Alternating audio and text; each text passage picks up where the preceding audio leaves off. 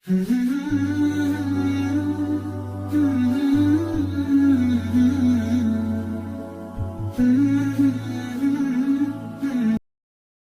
الرحمن الرحيم الحمد لله رب العالمين والصلاة والسلام على سيدنا وحبيبنا محمد وعلى آله وصحبه أجمعين. Assalamu alaikum wa rahmatullahi wa barakatuh. J'espère que vous allez tous bien. Inch'Allah, on se retrouve aujourd'hui pour la 4e khutbah du mois qui va porter sur l'explication des sens du Coran du mieux qu'on peut. Et le plus important dans ces explications, c'est pas de prendre des textes et de lire et d'avoir des informations, mais c'est justement d'en tirer des bénéfices, subhanallah, et de prendre des fruits des versets d'Allah. Allah nous envoie des versets, nous a révélé le Coran afin qu'on augmente en crainte envers lui, qu'on augmente en foi. Comme les compagnons ont dit, radiyallahu anhum, le prophète sallallahu alayhi wa sallam nous a enseigné en premier la foi, puis il nous a enseigné le Coran. Et lorsqu'il nous a enseigné le Coran, nous avons augmenté en foi. Donc en premier, ils ont travaillé l'intérieur, ils ont travaillé cette certitude qu'ils avaient en la parole d'Allah. Et donc, Inch'Allah, aujourd'hui, on va parler de la parole d'Allah. Innama yakhsha Allah min ibadihi al-ulama. Très certainement, parmi les serviteurs d'Allah, le craignent véritablement ceux qui savent, ceux qui ont la science. Et quand on voit ici ceux qui ont la science, on ne parle pas forcément des gens qui ont atteint un grand niveau dans l'ilm, mais du moment qu'on a un savoir, du moment qu'Allah nous a accordé une information de sa religion, ça doit nous augmenter en crainte vis-à-vis d'Allah. Et c'est le but de la science. Peu importe quelle science on apprend. Et c'est, par exemple, lorsqu'on va à l'école, lorsqu'on apprend peu importe quel type de savoir, que ce soit l'école, le savoir religieux, le Coran, des savoirs qui sont bénéfiques, ça doit nous augmenter et nous rapprocher d'Allah. Ça doit nous augmenter en certitude et en foi, et ensuite nous conduire et nous permettre de cheminer dans la voie d'Allah. Donc, il y a aussi un point qui est très important. Lorsqu'on connaît celui qui donne les ordres, on va prendre un exemple très simple. Lorsqu'on va au travail, chacun de nous sait pourquoi il va au travail. Et il sait que quand il va au travail, il a un salaire. Sinon, personne n'ira au travail. Personne aime aller au travail et il est volontaire comme ça. Il sait qu'à la fin du mois, il reçoit son chèque et ça le motive à travailler. Ou alors, s'il ne va pas au travail, il sait qu'il y a des sanctions et il peut être viré de son travail. Donc, il est obligé d'y aller. Soit il a une famille à nourrir, soit il a besoin de cet argent. La même chose, vis-à-vis d'Allah, lorsqu'on connaît Allah, on sait de quoi Allah est capable. On sait qu'Allah, il châtie pour le péché et qu'il récompense les bonnes actions, qu'il récompense les bonnes choses. Ça nous augmente en crainte envers Allah. Et lorsqu'on connaît Allah, l'application des ordres, l'application et le fait d'inculquer dans notre vie, de transmettre dans notre vie les versets d'Allah, ça devient une affaire aisée, ça devient très facile. Lorsqu'on sait qu'Allah, il est capable de toutes choses, et qu'Allah nous révèle un verset, il nous dit lorsqu'on a une difficulté, etc., et qu'on se trouve dans ce verset, on sait qu'Allah il va nous sortir de cette difficulté. Parce qu'on a en premier, c'est le point le plus important, c'est qu'en premier on a connu Allah, on a su de quoi Allah était capable, donc ensuite on a l'application des ordres et les promesses qu'Allah nous donne, c'est devenu facile. Et donc, chaque chose qu'on apprend, il y a deux types de choses qu'on peut apprendre. Le ilm al-khashiyah qui pourrait se traduire par la science qui nous augmente en crainte vis-à-vis d'Allah, et le ilm qui est néfaste. Le ilm, par exemple, on pourrait prendre comme exemple la théorie de l'évolution. Ils nous apprennent des choses qui sont fausses. Et donc, on doit se détourner de ces sciences-là, les sciences qu'Allah n'aime pas et qui vont nous éloigner d'Allah, et de se concentrer sur les sciences qui vont nous augmenter en crainte vis-à-vis d'Allah et qui vont nous augmenter en foi en la parole d'Allah. Donc, lorsqu'on va apprendre la science, on doit avoir cette intention de voir Allah dans la science. Dans le sens de voir Allah, viser Allah dans ce qu'on va apprendre. Tout le monde va à l'école apprendre des choses très intéressantes. La biologie, les maths, les sciences, même la langue, c'est fascinant, subhanallah. Mais il faut, derrière toutes ces choses, avoir cette intention de se rapprocher d'Allah et que notre crainte vis-à-vis de lui augmente. pourquoi on ne s'efforce pas? Moi, le premier, des fois, on apprend des choses parce qu'on sait qu'il y a un examen. On apprend telle fonction, telle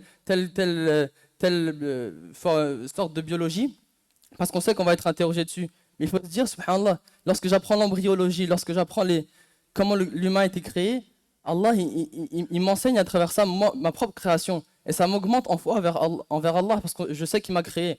Donc, toujours viser Allah, surtout dans la science, c'est un aspect qui est très important.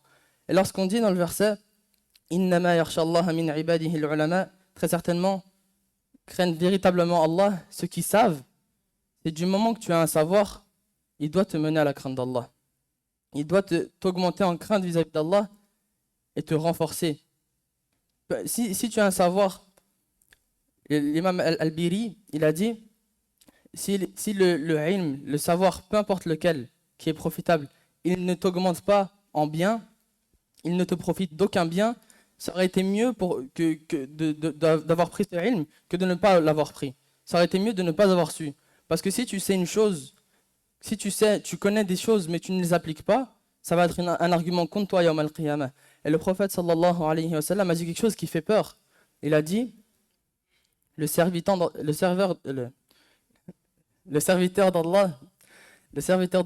il ne va pas bouger de sa place yawm al-qiyamah jusqu'à qu'il soit interrogé sur 4 choses. Et parmi ces 4 choses, il a cité le prophète sallallahu alayhi wa sallam, son savoir, donc comment il l'a utilisé, comment il a agi avec son savoir.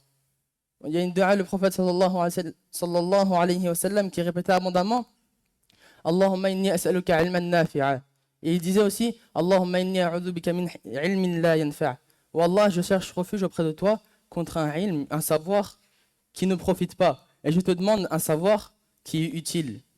Et donc, vraiment le point important de cette khutbah, et c'est un point en premier pour moi, c'est à moi-même que je me fais le rappel, c'est que chaque aspect de notre vie doit nous rapprocher d'Allah.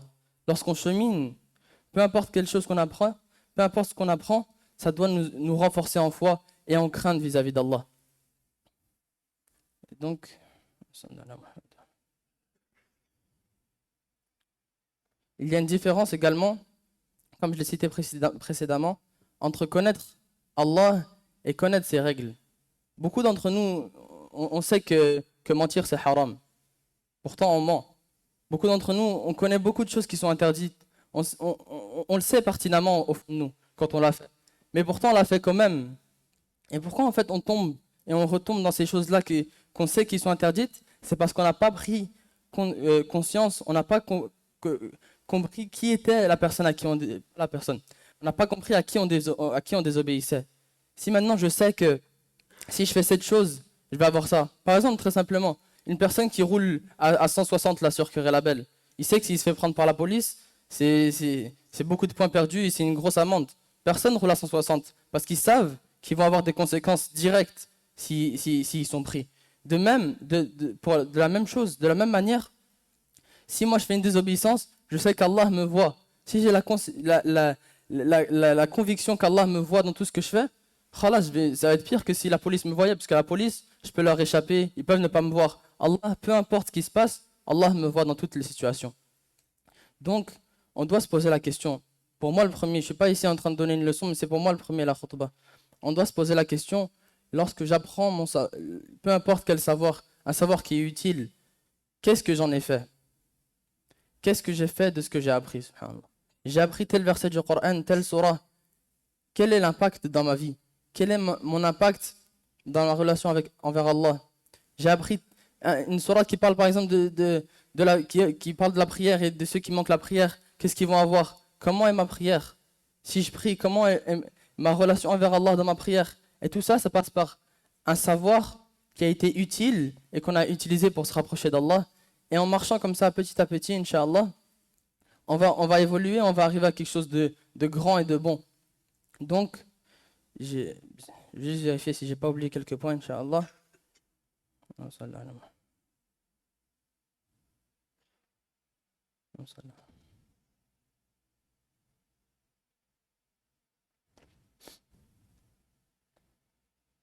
Il y a également un aspect qui est très important. Quelqu'un maintenant qui prend un iPhone, celui qui voit un iPhone, il va se dire qu'il est venu tout seul. Impossible.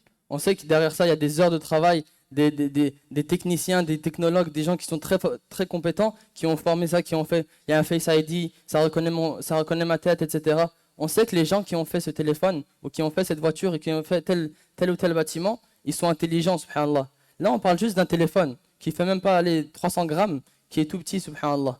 Que dire maintenant de cet écosystème, de ces planètes, subhanallah, de ce système solaire qui est incroyable. C'est hors de notre esprit, subhanallah. Et donc, lorsqu'on voit tous ces signes, lorsqu'on voit les signes qu'Allah nous montre, ça doit nous rappeler Allah. Si, regardez par exemple, on a eu une éclipse il y a 2 mois, je pense. Oui, c'était la fin du Ramadan. Il y a 2 mois. Il y a 2 mois, on a eu une éclipse. C'était quoi notre réflexe? On fait une photo. Personne s'est posé comme ça, a dit Subhanallah. Allah il dit, lorsque le soleil il va être obscurci, lorsque le soleil va devenir sombre, subhanallah. On se rappelle de ça, on se dit subhanallah, celui qui est capable de faire venir la lune devant le soleil et nous apporter la nuit durant le jour, c'est celui qui est capable de faire ça à n'importe quel moment et qui est capable de faire venir l'heure à n'importe quel moment, subhanallah. Donc, vraiment, j'insiste vraiment sur ça, et pour moi en premier, c'est à moi en premier que je m'adresse. Le ilm, peu importe ce qu'on voit, ça doit être premièrement profitable. Et lorsque c'est profitable, il faut qu'on ait déjà cette intention et qu'on voit Allah, qu'on observe, que ça nous rappelle Allah. Le ilm qu'on prend doit nous rapprocher d'Allah, nous augmenter en crainte. Le plus important, c'est que notre crainte augmente lorsqu'on voit Allah. Et qu'on se remette en question tous les jours et qu'on progresse de cette manière, bi'idhnillah. Également, Inch'Allah, une rapide annonce. Demain, il va y avoir le rassemblement mensuel. Donc chaque mois, il y a un rassemblement avec, machallah, des jeunes qui parlent ici en compagnie du Cheikh et des jeunes de tous les horizons. Machallah, on va avoir notre frère Mustafa de World Gym qui est très fort en calisthenics, machallah. Il va venir, il va nous donner des conseils et Inch'Allah, il va nous parler de ses expériences, tout ça. Également, on va avoir un frère de Madani et un frère qui apprend du Coran, Inch'Allah. Donc venez, ça va être profitable. C'est des jeunes. Et ces jeunes-là, ils vont nous parler de leur expérience en tant que jeunes et comment leur temps ils l'ont utilisé et comment ils sont arrivés à là où ils sont. Inch'Allah, venez. Également, il y aura de la nourriture. Comme ça, vous venez plus, Inch'Allah. Donc, ce sera de 5h45, donc de l'après-midi, 17h45, jusqu'au Maghrib, Inch'Allah. Donc, on va faire l'Asr ici, le Maghrib ici, Inch'Allah. C'est très convivial, Inch'Allah. Ramenez vos enfants, venez vous-même, c'est pour tous les âges. Également, Inch'Allah, il y a un rassemblement à la mosquée Madani pour les jeunes de 14 et plus, et tous les adultes, etc. Donc de 14 ans à plus, ça va être important, Inch'Allah. C'est du 5 au 7 juillet, pour que justement ils se forment et prennent l'importance de la science et l'importance du temps durant l'été. Alhamdulillah, on a du temps libre. C'est pas parce que l'école est finie que khalas, l'apprentissage et le fait d'augmenter son savoir, c'est fini. Il faut qu'on continue une action qui nous rapproche d'Allah, même durant l'été. Alhamdulillah, on a beaucoup de temps libre.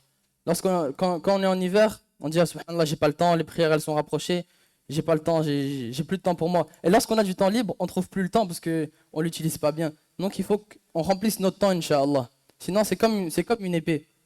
Soit tu l'utilises pour couper des choses, soit elle te transperce. Le temps c'est à double tranchant, subhanallah. Soit il est en ta faveur, soit il est contre toi. Donc Inch'Allah, on profite de cet été, surtout les jeunes. La jeunesse c'est très important. Vous avez du temps libre, Inch'Allah, venez à la mosquée. Vous savez, subhanallah, celui qui part de sa maison, qui a le wudu, celui qui part de sa maison et qui va chercher de la science, que ce soit à l'école avec une bonne intention, que ce soit à l'école ou à la mosquée ou peu importe où, un savoir qui lui est utile, ses récompenses auprès d'Allah, elles sont immenses, subhanallah. Donc, Inch'Allah, venez à la mosquée, assistez à des cours, Inch'Allah. Il y aura des cours, durant l'été, il y aura un programme qui va être qui va être annoncé, Inch'Allah, dans pas longtemps. Venez, ramenez vos enfants, ramenez tout le monde, Inch'Allah. Barakallahu fikum. سبحانك اللهم وبحمدك نشهد أن لا إله إلا أنت